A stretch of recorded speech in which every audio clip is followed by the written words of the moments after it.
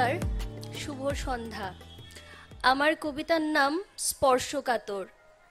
যে স্পর্শে গায়ে শিরশির দেয় না, সেখানে ঠোঁটের স্পর্শে সংক্রমণ বেড়ে গেলে মনে হয় ব্যথা একটি ঠকবাজ।